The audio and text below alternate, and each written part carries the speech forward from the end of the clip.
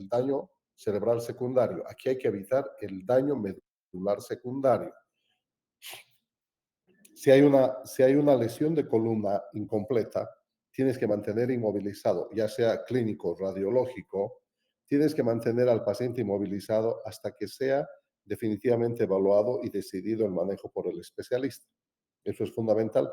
No puedes retirar una tabla espinal larga en un paciente con dolor.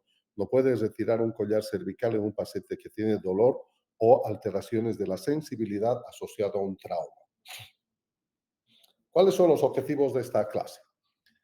Vamos a aplicar los principios del ABC, del ATLS, cuando valoremos un paciente con lesión de la columna. Eso está claro, las prioridades son las mismas.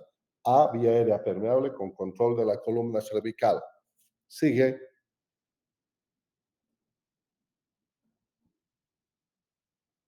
¿Alguien que siga? B, breathing. C, circulation. D, disability. Mal. Incompleto. A, vía aérea permeable con control de la columna cervical y ahora desimedición, control de la exsanguinación. Siguiente.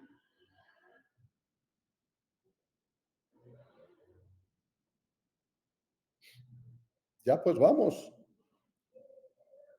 Respiración, ventilación y oxígeno suplementario. Siguiente.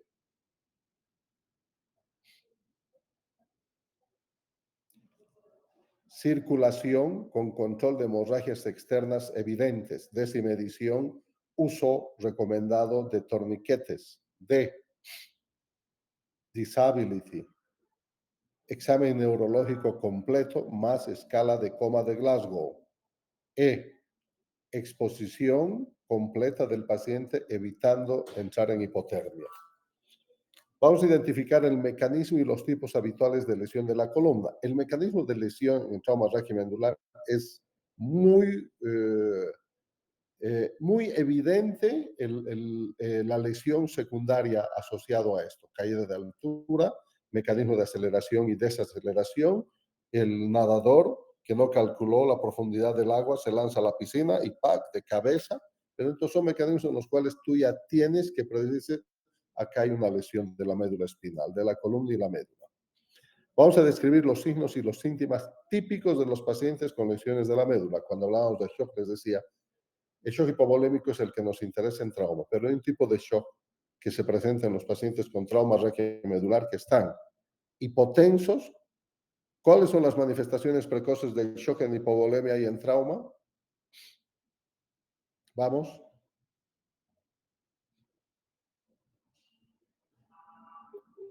Taquicardia, sudoración, nivel de conciencia inadecuado. No te entendí nada, Alejandra. Andrea Alarcón. Taquicardia, palidez, sudoración, nivel de conciencia alterado. Perfecto. Entonces, si yo te digo que está hipotenso, pero no tiene taquicardia, pero está con 80-40 de presión, su frecuencia cardíaca es de 62 y su piel no está pálida, tiene una piel normal o incluso un tanto enrojecida. Este fue el nadador que se lanzó, no calculó y golpeó de cabeza con el fondo de la piscina. Y si te digo los otros datos más, ya los vas a...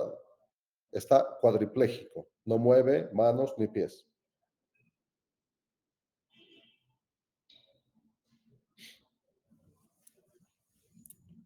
Shock neurogénico. Que si no leen, jóvenes, Shock neurogénico por la lesión en la médula espinal. si no estudian, es que es difícil. Y lo que yo les voy a decir ya está demostrado, ¿verdad? O sea que si tú lees, si tú solo escuchas, el 10%, 20% máximo de lo que has escuchado vas a aprender. Si escuchas, lees, vas a aprender hasta el 50%. Si escuchas, lees, repites y enseñas, vas a llegar hasta el 70%. Entonces la cosa es leer, venir estudiando y decir, por esto es el mecanismo. Entonces cuando te toque contestar, va a ser una diversión, va a ser muy agradable tener una charla, una discusión interactiva. Vamos a describir las técnicas e importancia de documentar una posible lesión de la columna, un examen neurológico completo.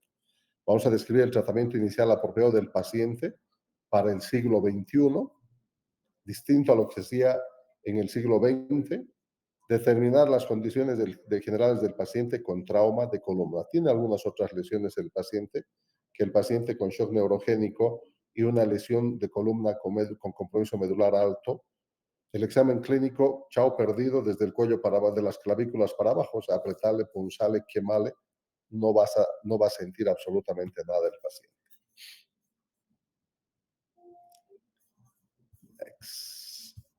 ¿Dónde estamos? ¿Qué está pasando? Bien. Ahí tienen el mecanismo de lesión. Entonces es importante.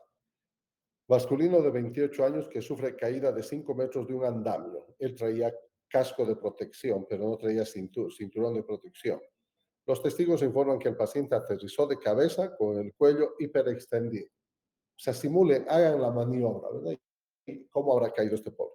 Lesiones. El MIST no es L, por si acaso, es injury, ¿no? Esto es para recordar, porque es más difícil recordar como MLST, es mejor recordar como MIST. Mecanismo de lesión, lesiones, injury, nada reportado, S, signos y síntomas, fíjense. Piel caliente, respiración superficial, no mueve los brazos ni las piernas, presión arterial de 80-60, frecuencia cardíaca de 58, respiraciones 28 y tiene una escala de coma de Glasgow de 15.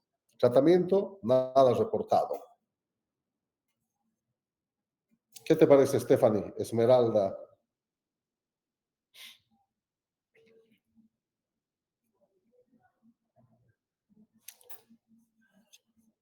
No habla, no responde. A ver, Hugo Rodrigo.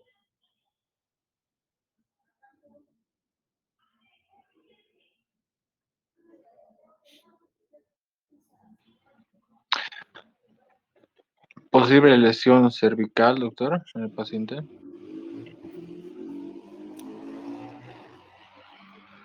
Bien. Preguntas para la discusión. ¿Qué posibles lesiones puede tener el paciente? ¿Verdad? Cuando nosotros hacemos la presentación, o sea, la presentación en pantalla completa, esto está animado, ¿no? Va saliendo una a una las preguntas. A ver, vamos a probar. Toda tu pantalla.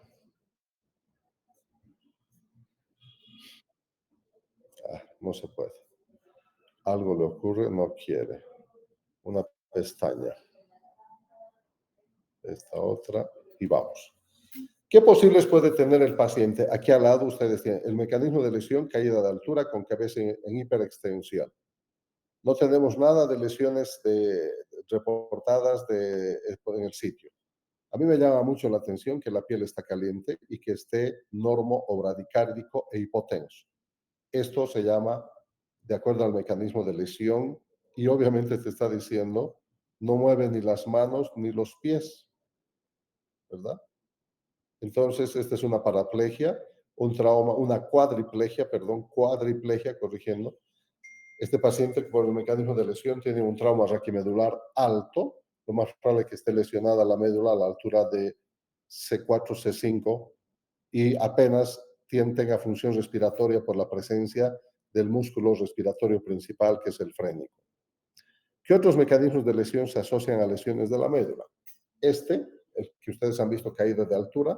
Segundo, la lesión de la natación, el nadador, ¿verdad? Pues es importante siempre fijarse en la piscina cuán profundo o a qué nivel está el agua y cuánta profundidad tiene en el bajo, en el alto. Después tenemos mecanismos de aceleración y desaceleración y caídas de altura. ¿Qué tipo de shock puede potencialmente presentar este paciente? Ahí un poco más te lo está dando con cucharilla. Piel caliente, respiración superficial. No mueve los brazos ni las piernas. Hipotensión sin taquicardia, ¿verdad? Acá no hay taquicardia, no hay piel pálida, sudorosa ni fría, ni alteraciones del sensorio. Está con Glasgow 15 y la piel está caliente. Entonces, ¿qué ocurre? Que el shock neurogénico es una manifestación vascular del organismo producto de una lesión neurológica. No se olviden ese concepto, lesión vascular, y que se caracteriza una manifestación clínica vascular por una lesión nerviosa. Hay una lesión o sección de las vías simpáticas descendentes. Por lo tanto, acuérdense en el equilibrio en que trabajan simpático y parasimpático. Si el simpático ha sido lesionado, hay un predominio del parasimpático y va a empezar a trabajar desde lo que es corazón, bradicardia, porque no hay bloqueo del simpático, vasodilatación vascular, porque no hay una pérdida del reflejo vasomotor por ausencia del simpático. Por lo tanto, la vasodilatación explica la hipotensión y además te explica por qué esa piel está enrojecida, porque sabemos cuando la piel y las vísceras y los músculos se van a sacrificar por el cerebro, el corazón y los riñones, hay una vasoconstricción cutánea y por eso la piel está pálida, sudorosa y fría. Pero en este caso hay una vasodilatación cutánea por pérdida de la acción simpática, ¿verdad? Y obviamente no vas a tener taquicardia. Entonces ahí vamos viendo el cómo explica fisiopatológicamente los hallazgos clínicos en un trauma raquimedular. ¿Cómo debo manejar inicialmente este paciente? Joven, gravemente lesionado, como un pronóstico reservado, dadas las características. Las prioridades no cambian, jóvenes. Las prioridades son las mismas. A, vía aérea permeable con control de la columna cervical. Siguiente.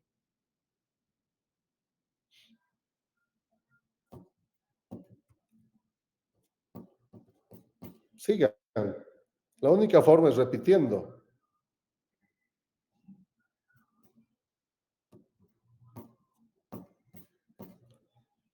Respiración y ventilación y oxígeno suplementario.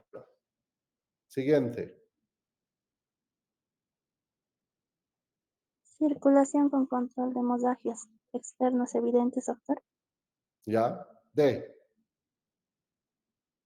Revisión del déficit neurológico.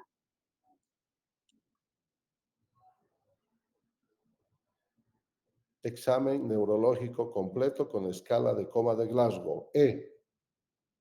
El tema que este libro les enseña un lenguaje común. Y si le vas a poner el tuyo, escribe un libro. ¿Qué harías si el paciente no estuviera respirando? Primero tengo que sospechar que la lesión es mucho más alta, que puede estar incluso comprometiendo el centro respiratorio, porque no tiene ni siquiera músculos accesorios para mover su caja torácica. Entonces tengo que suponer que la lesión es altísima, C2, C3, además de la cuadriplegia. Aquí este paciente va a necesitar una vía aérea definitiva. ¿Qué signos y síntomas observados en este cuadro están relacionados con una posible lesión de la columna? Todos.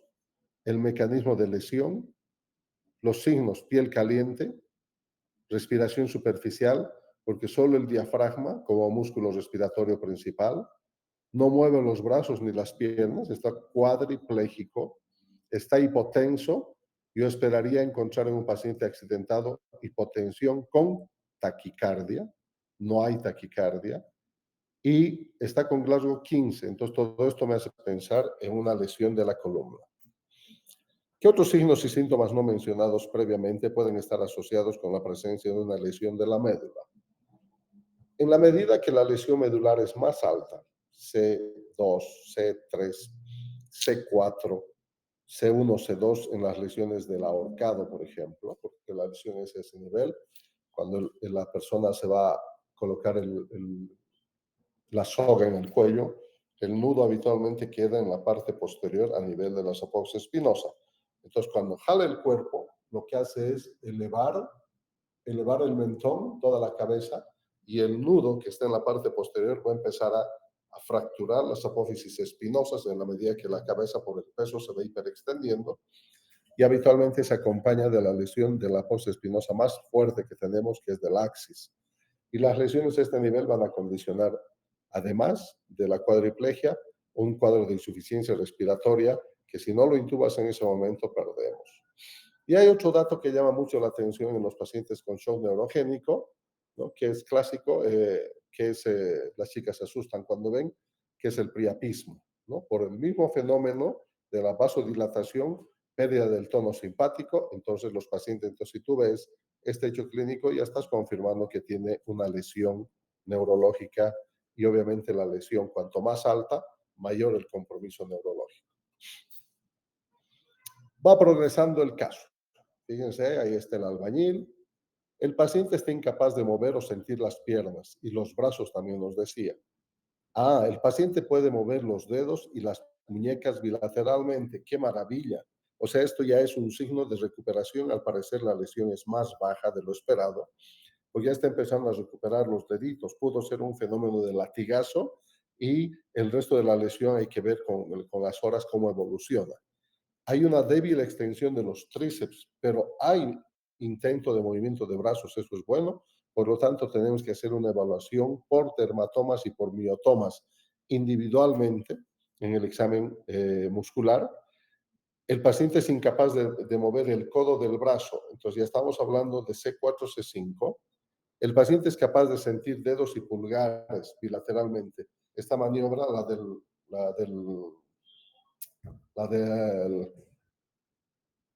del mochilero se llama, ¿verdad? En el camino. ¿Qué nervio movilizan los pulgares? Hay que saber. Vamos a ver en este momento en la gráfica. Y el paciente es incapaz de sentir los brazos internos por encima, o sea, la parte interna de los brazos por encima de los codos. Todos estos datos nos están hablando de afectación motora y sensorial, ¿no? De un nivel probablemente C5, C6. Ya eso le da un mejor pronóstico de una cuadriplegia, porque hay cierto grado de mantenimiento de la inervación motora y sensorial de extremidades. Por más insuficiente que sea, tiene un excelente pronóstico. ¿A qué nivel se sospecha la lesión de la médula? Vamos a dejar de... No. Vamos a ir acá. Vamos a dejar de presentar. Y vamos a ir a esta. Admit. Una ventanita. Y vamos a ir con esto. Compartir. ¿Están viendo, no? Sí, doctor. Muy parecidos los datos, fíjense. El de 38 años sacado de una piscina. El otro escenario que les decía. Hipotensión sin taquicardia. No moviliza sus miembros superiores ni inferiores. Describir la anatomía. Otro tipo de mecanismo de lesión. Accidentes de moto. ¿Cuándo debo sospechar? En base al mecanismo de lesión. En el paciente inconsciente. Cuando existe déficit neurológico. O existe algún grado de dolor o disminución de la sensibilidad en la columna. ¿Cómo debo proteger la columna durante la evaluación, el manejo y el transporte? Con un collar cervical, el que te inmovilice la mayor cantidad y además de colchonetas laterales. Eso es importante. La protección es prioritaria, la detección es secundaria. No hay un collar cervical semirrígido que te inmovilice 100%. El mejor alcanza un 70%, por lo tanto es además importante colocar las almohadillas laterales y colocar los cinturones de fijación que van por la frente y los hombros, eso nos va a ayudar bastante. El examen neurológico es fundamental y ojo, la ausencia de dolor e hipersensibilidad de la columna es un dato muy importante.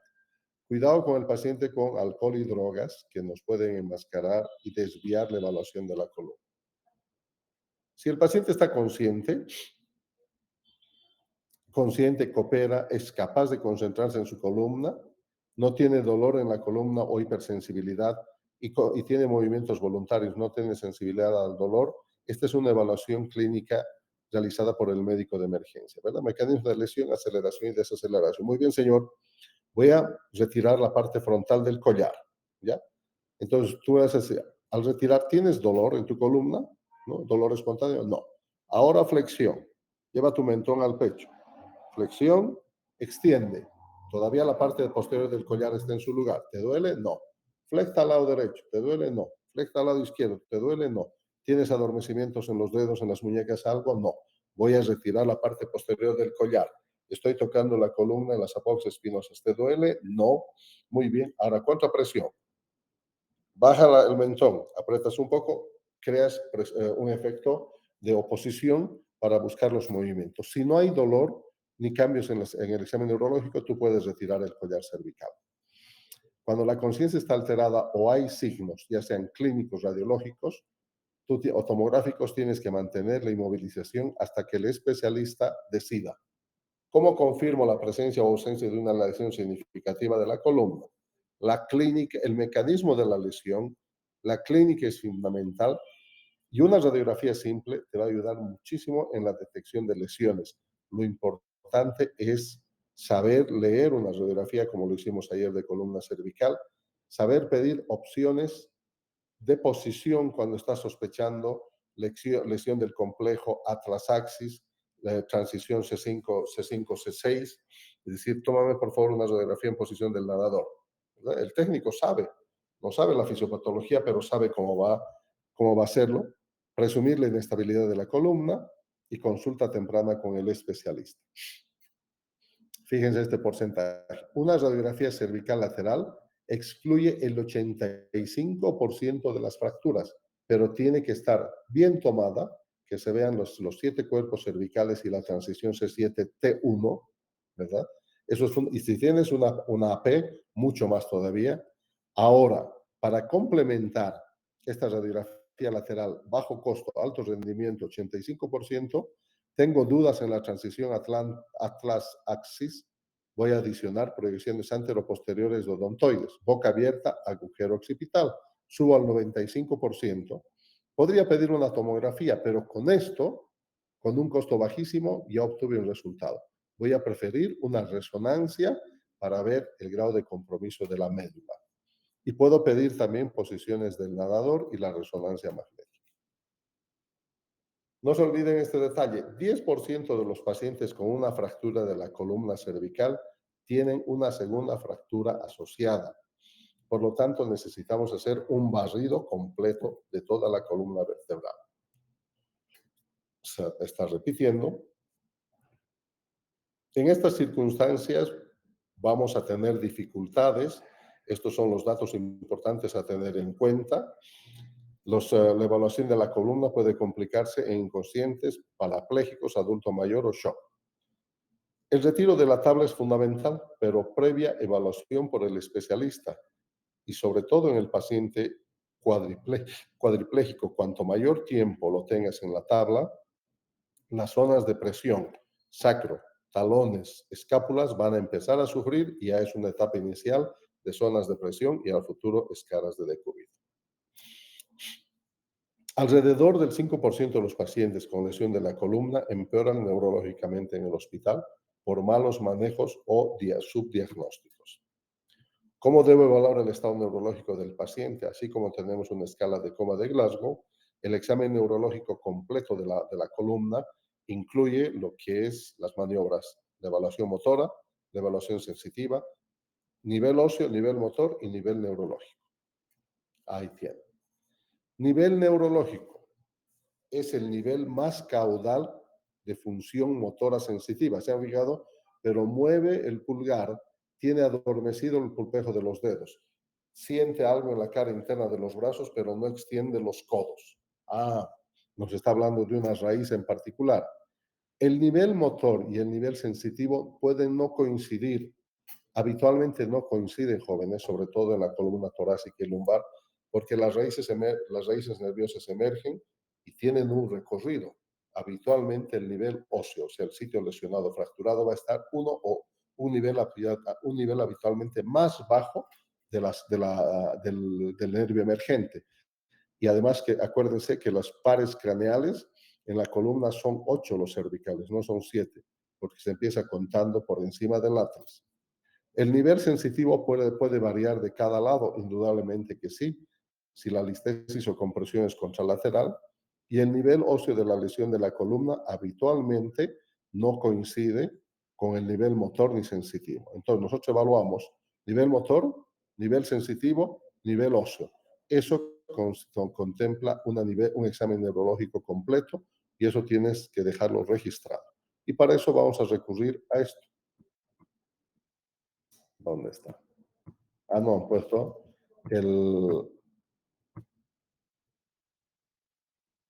hay un gráfico, un cuadrito, donde están los dermatomas y miotomas.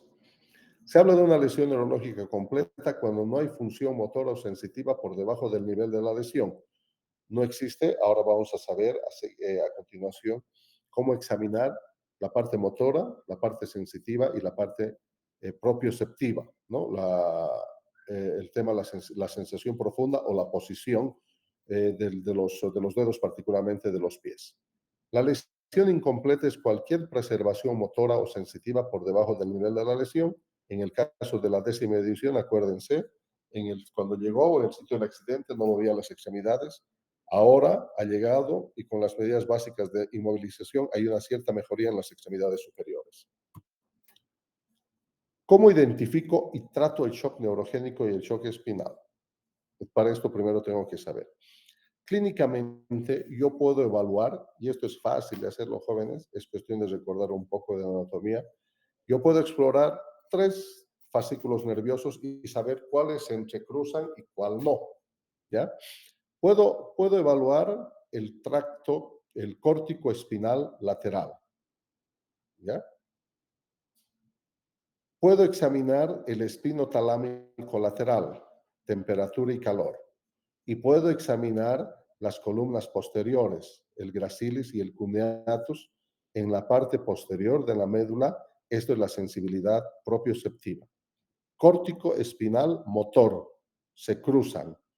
Las columnas dorsales son ipsilaterales, al igual que el espino talámico, temperatura y dolor, ¿verdad? Entonces, voy con una agujita pinchando, igual aquí, igual que esto, vas haciendo una estimulación simétrica para ver si la disminución de la sensibilidad es paralela, o vas bajando de arriba para abajo. ¿Sientes aquí? Sí. ¿Qué estoy haciendo? Estoy pinchando. Y aquí no siento nada. Entonces ya tienes el límite del espino talámico y empiezas a ver los movimientos. Para eso tienes que saber quién mueve al pulgar, quién mueve al índice, quién mueve el bíceps, quién mueve el tríceps, quién mueve el codo, quién mueve las piernas. Todo eso en evaluación. Vamos a ir por acá. De presentar. Vamos a ver a la otra opción. Esta. ¿A qué nivel? No, aquí está. Qué bueno. Entonces, esta es la representación del gráfico que nosotros... ¿Están viendo? Sí, doctor. Ok. Entonces, estamos viendo la representación nerviosa, ¿no? Que es importante. Esto no tienes... El Glasgow sí lo tienes que saber de memoria porque es relativamente fácil aprender. Pero esto no. O sea, tú dices, ¿tú lo sabes? No, no lo sé. Tengo un cuadrito en mi servicio de emergencia y sé que la capelina cervical está representada por la inervación sensorial C2, C3 y C4. ¿Dónde voy a buscar? Los puntitos rojos, occipital, clavículas, trapecio, ¿no? Apretas el trapecio ahí. Entonces estás evaluando C4. Esos son los puntos sensoriales. Visto de frente, la capelina cervical, C2, C3, C4. ¿Dónde examino? En lo que es la región occipital. Las clavículas es una zona súper sensible y el trapecio el otro. Entonces, yo quiero saber, por ejemplo, las tetillas. ¿A qué nivel corresponde? T4. Por encima de las tetillas, las axilas, estamos hablando de T2 aproximadamente, y la parte sensorial en verde, C5, ¿verdad? La parte motora, C6, la palma, fíjense, el pulgar, C6, C8, hay C8, sí, hay C8. Otro sitio, habitualmente uno lo que aprende son T4, tetillas, T8, ombligo, T12, pubis. No, T10, ombligo, T8, T12, pubis, T10, ombligo y T4, tetillas. Entonces tú ya tienes el nivel sensorial macro con esto y luego vas a ir examinando todo lo que es la parte anterior, L1, la ingle, L2, la parte interna de los muslos, L3, rodillas, L4 y L5, cara interna y cara externa de las piernas, y ya los sortejos del pie, S1. La cara posterior, esto es importante, uno de los últimos estímulos que desaparecen son los estímulos sacros, ¿no? S4, S5. Volvemos. ¿A qué nivel se está sospechando la lesión? Entonces estamos viendo que es aproximadamente entre C5 y C6. ¿Qué recursos están disponibles para determinar el nivel de la lesión de la médula espinal? Mecanismo de lesión, examen clínico y evaluación neurológica completa, motora, sensorial y óseo. El óseo lo vas a obtener con la radiografía o con la tomografía, el sensorial y el motor lo vas a obtener a través de estos cuadritos. ¿Por qué es diferente el examen entre el brazo derecho y el izquierdo? ¿Qué aspectos son importantes documentar del examen neurológico? El nivel de afectación neurológica con el que está llegando, es igualito que el Glasgow. Si llegó con 10 y en tus manos ha caído en los siguientes minutos a 6, quiere decir que algo estás haciendo mal, ¿no? Y es importante documentar los hallazgos del examen neurológico de manera precisa y completa para que no te digan al día siguiente los familiares, mi familiar ingresó caminando. Entonces tú tienes registrado cuando su familiar llegó a las 16:15 al servicio de emergencia, llegó cuadripléjico. No movía ni los brazos ni las piernas. Eso se llama cuadriplégica. Cuadriplegia, eso es asociado a la lesión cervical. ¿Qué imágenes solicitarías para este paciente? No. Radiografía de columna cervical, 85% rendimiento. ¿Qué herramientas están disponibles para ayudar con las decisiones relacionadas con las imágenes de la columna? Optimizar con las radiografías de odontoides, boca abierta o agujero occipital. Y si hay sospecha de lesión C5 o C6, vamos a hacer una posición del nadador. Y obviamente, si tengo sospecha de lesión medular, puedo pedir una resonancia. Detalles del caso. El paciente está con movimiento espinal restringido, en tabla espinal larga. 1 litro de solución cristaloide fue aplicado. Ya cuando haces el diagnóstico de shock neurogénico, cuidado con los líquidos, lo puedes sobrecargar. Los signos vitales, la presión ha subido un poco, la frecuencia cardíaca sigue baja y su Glasgow 15, shock neurogénico. Progreso del caso, radiografía de tórax, wow, hemos pedido, estamos bien, pelvis, FAS negativo. Tomografía no está disponible. Radiografía de columna cervical lateral, fractura de C6 con desplazamiento anterior, qué maravilla. O sea, qué pena que se haya fracturado, pero qué bueno que se haya ido hacia adelante el desplazamiento y no hacia el canal medular, porque si no, secciona la médula. El paciente, además de la tabla, tiene un collar cervical que le limita el movimiento. Los signos vitales que hemos visto. ¿Cómo vas a manejar el ABC del paciente en este momento? Está con Glasgow 15, respiraciones de 28, no tengo problemas respiratorios. Vamos a hiperoxigenar al paciente, mantener estabilizada la columna cervical, ¿no? Ahora, progreso del caso. Después de 1 litro de cristaloide, la frecuencia respiratoria aumenta a 30, se está agotando el paciente, ojo, se queja de dificultad respiratoria y está reteniendo CO2. Fíjense, su PCO2 ha subido a 50. Deberíamos estar manejando ¿cuánto? No se atropellen, uno por uno, a la vez.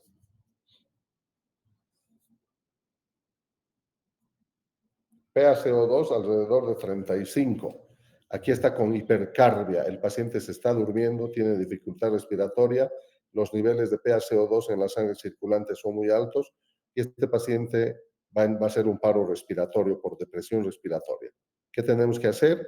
Vía aérea definitiva. ¿Qué es vía aérea definitiva?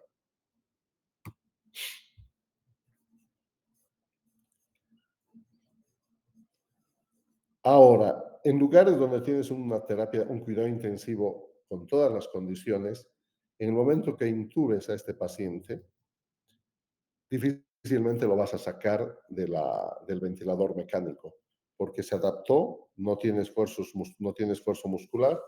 Por lo tanto, en estos casos existe un sistema de ventilación externa que es una coraza externa, como una sopapa, ¿verdad? Que te obliga a respirar. Hace esta maniobra como una sopapa que hacen las del baño, empieza a jalar estimulando los músculos y los nervios para evitar precisamente el intubar, porque si tú lo intubas, que es lo más fácil, ese paciente no va a salir más del ventilador.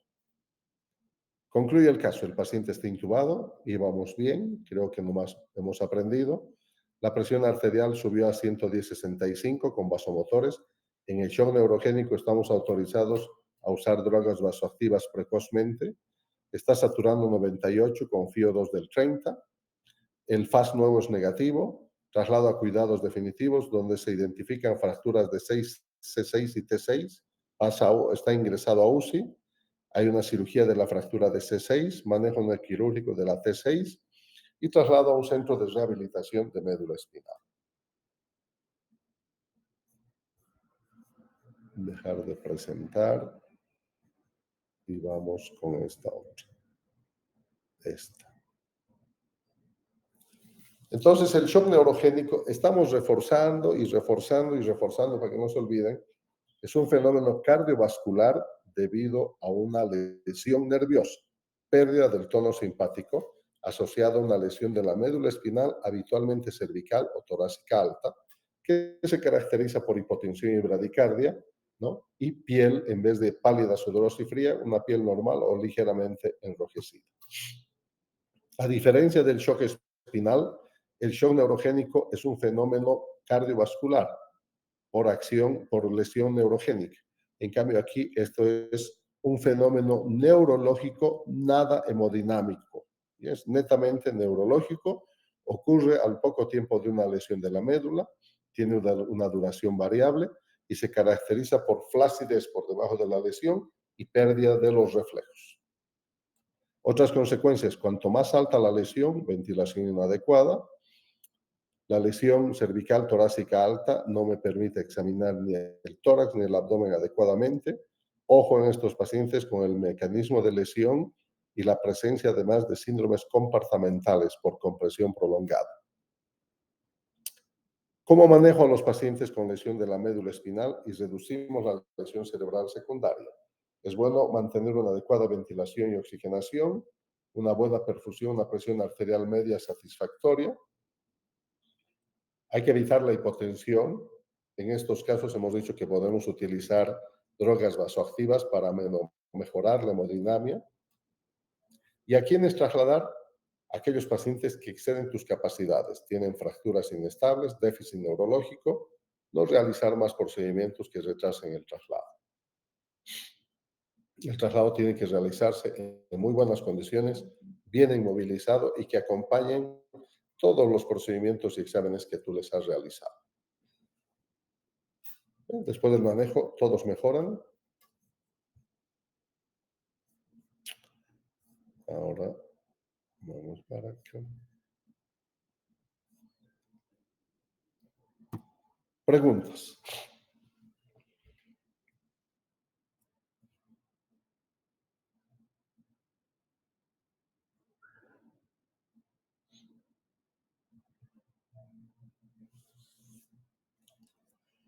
Este capítulo, si ustedes lo leen, en realidad todos son importantes.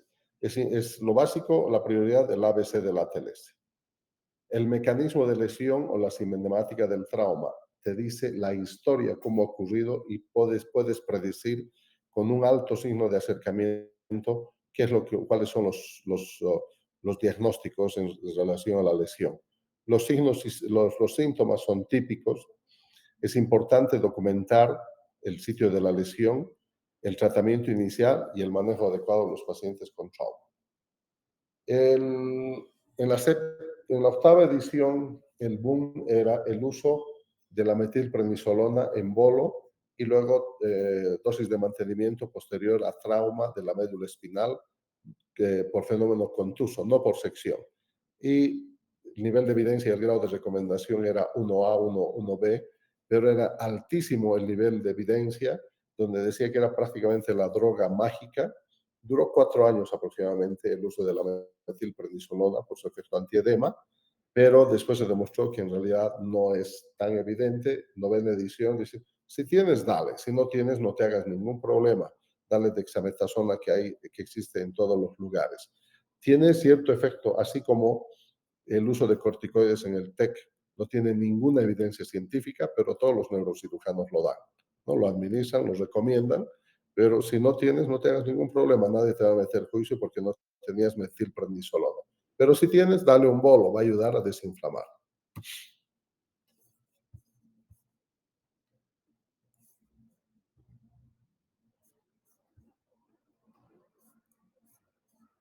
Preguntas, jóvenes.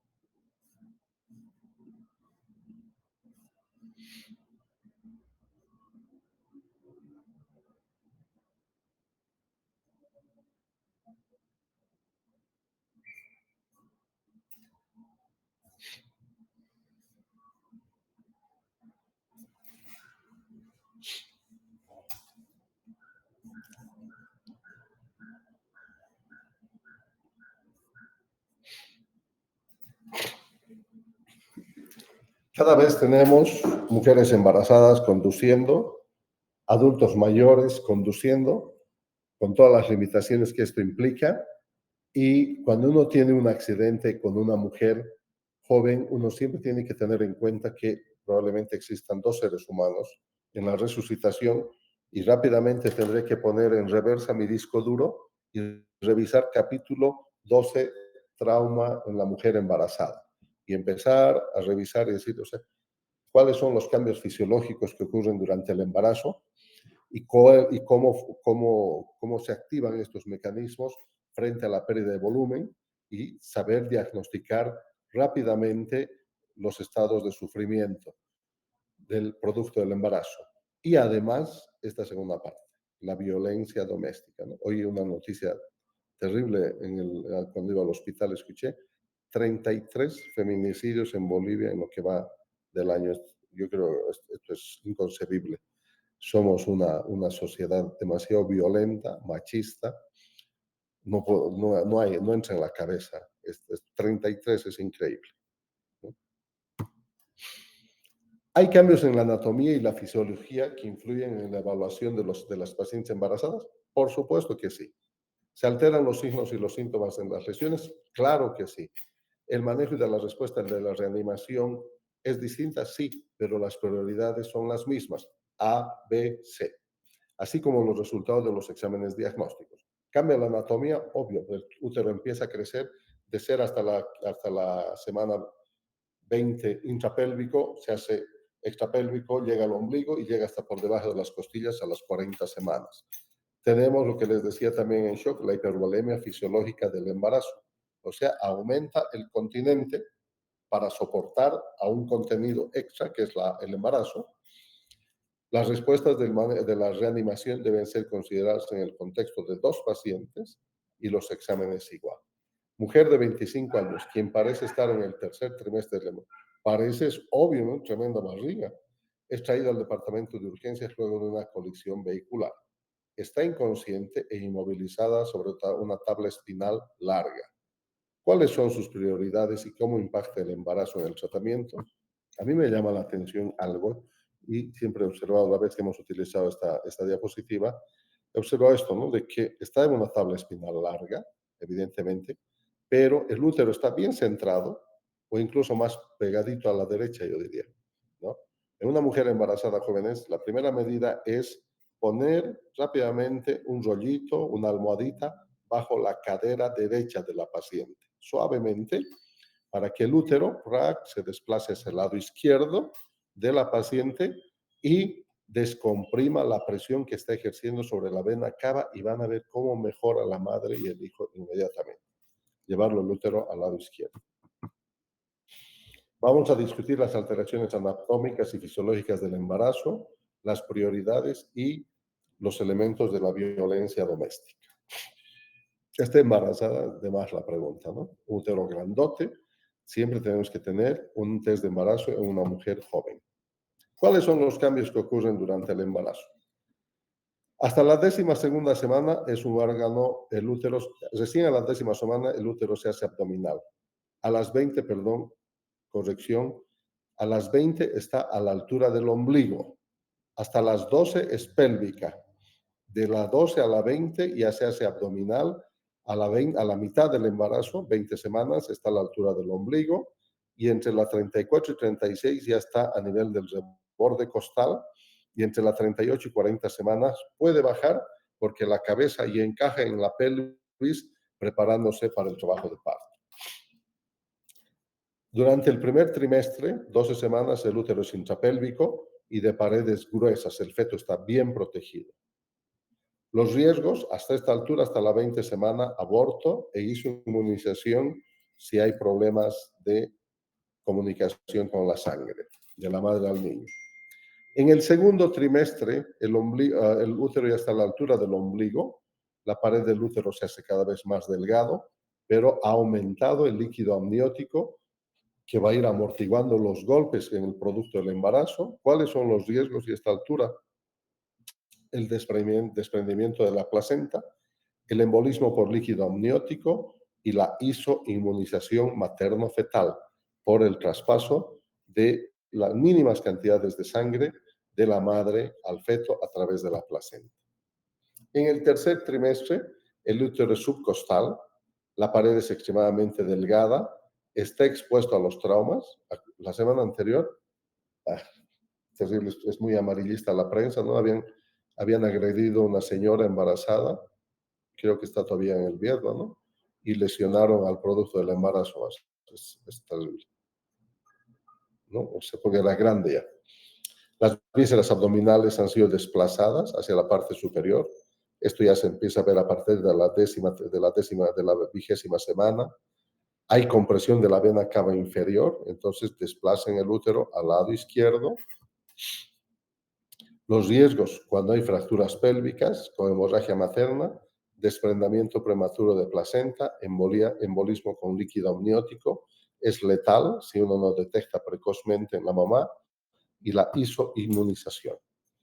¿Qué cambios fisiológicos ocurren? Aumento de la ventilación minuto por elevación del hemodiafragma, aumenta el pulso y el gasto cardíaco, pero también tenemos un incremento de la volemia, la hipervolemia fisiológica del embarazo.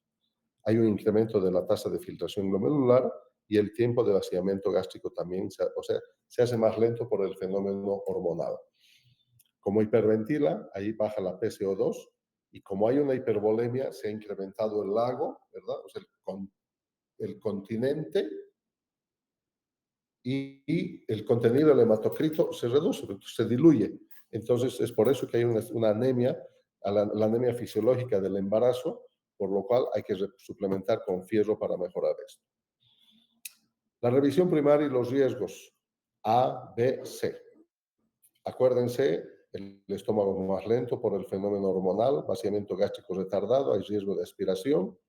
La ventilación es difícil con un diafragma súper alto, sobre todo en el último trimestre. Y fallas en reconocer la pérdida en C de la volemia. No se olviden, hay una hipervolemia fisiológica. Y tener en cuenta que en D, que la mujer embarazada podría convulsionar, y no olvidarse en el último trimestre la enfermedad hipertensiva del embarazo como una causa de convulsión y que no necesariamente es TEC, ¿verdad? Ojo, eso es importante diferenciar en la enfermedad hipertensiva del embarazo de sus piernas edematosas, hipertensa, pudo haber convulsionado a causa de una eclampsia. ¿Cómo evalúo y trato a los dos pacientes? Las prioridades son las mismas, A, B, C. El monitoreo fundamental de inicio es vital la participación del obstetra, cuidados definitivos de la madre, y ojo, las madres que son RH negativas, hay que utilizar inmunoglobulina, ¿no? En sospecha de lesiones bajas, ante la probabilidad de una isoinmunización y la consulta temprana con el obstetra. En la madre, igual que en la no embarazada, vía aérea permeable con control de la columna cervical, ventilación y respiración con oxígeno suplementario. Si tiene un neumo, los tubos hay que colocarlos más arriba, obviamente. C, circulación con control de hemorragias externas evidentes, y desplazar el útero hacia el lado izquierdo e infundir volumen cuidadosamente. D, en D, no solamente en TEC, y acordarse la eclampsia, que la convulsión puede ser debida a la enfermedad hipertensiva, y la exposición E es igual que en la no embarazada. En el feto, si tú haces una adecuada resucitación en la madre, el producto del feto va a tener una excelente resucitación.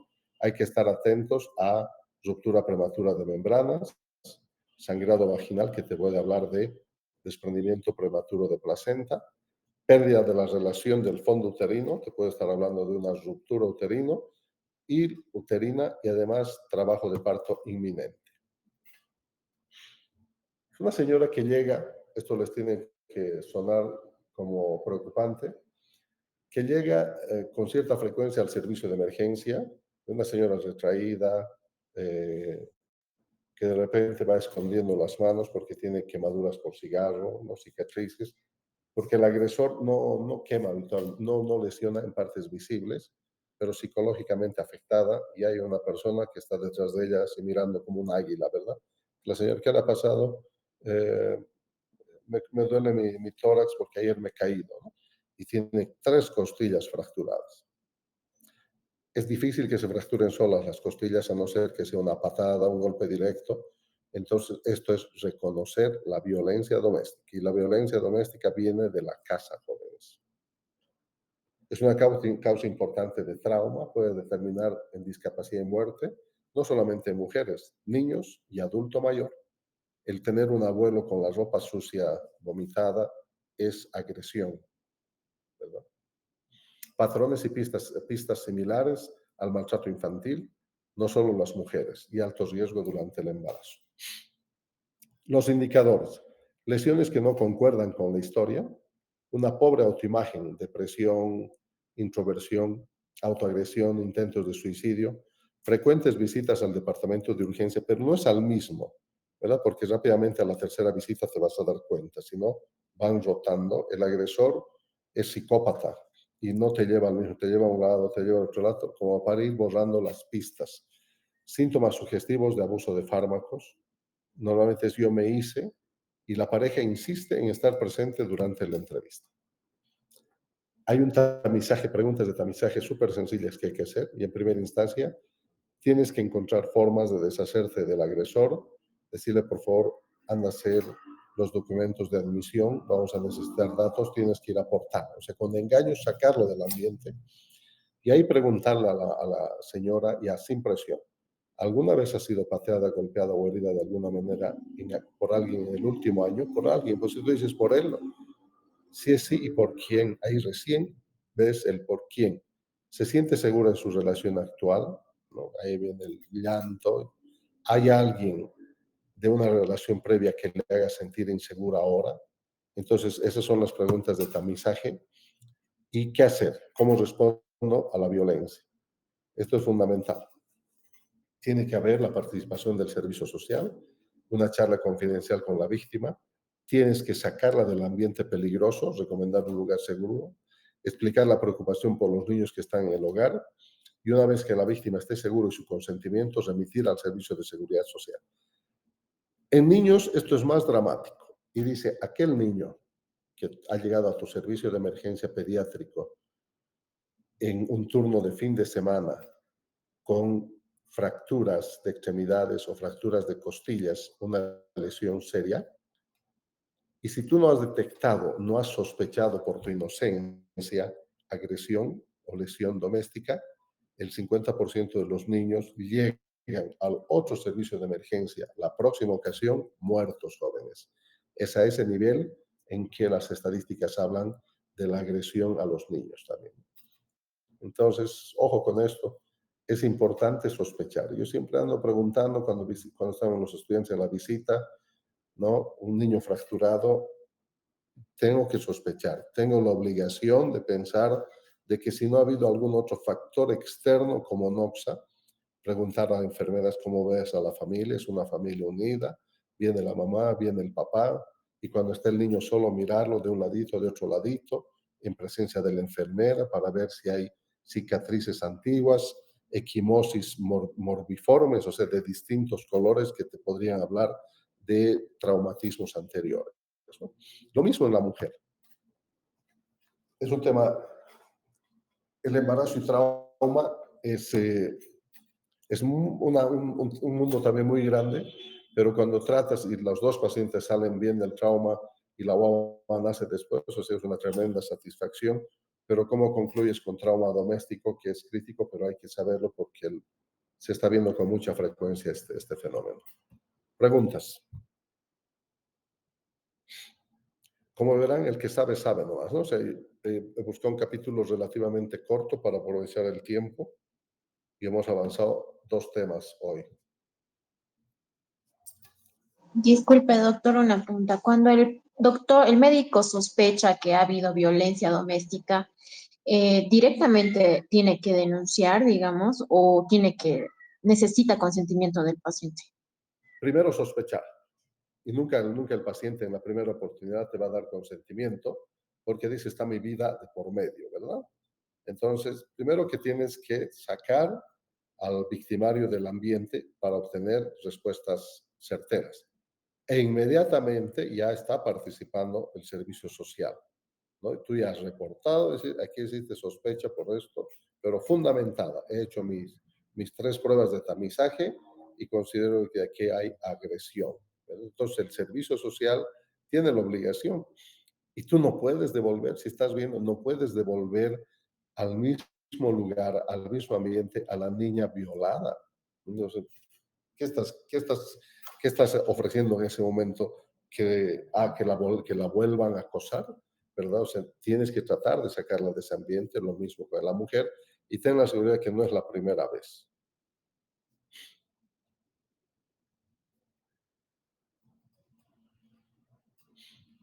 Más curiosidad por el morbo ustedes que por la ciencia, ¿no? ¿Y cómo le pegaría, ¿no? ¿Y cómo le habría acuchillado? Hay que preocuparse más cómo tolera esta mujer un trauma contuso, un trauma penetrante, qué cosas están en riesgo en el tercer trimestre del embarazo frente a una herida por arma blanca en el abdomen superior, qué puede ocurrir cuando se rompen las membranas y el cuchillazo. Hayan escuchado el tema de lo que es, además de la isoinmunización, la embolía por líquido amniótico, que también tiene su letalidad. Y hemos llegado al final, jóvenes. Mañana miércoles vamos a hacer otros 2. Hasta el viernes estamos concluyendo. Los veo poco motivados. Nos vemos mañana. Chao, chao.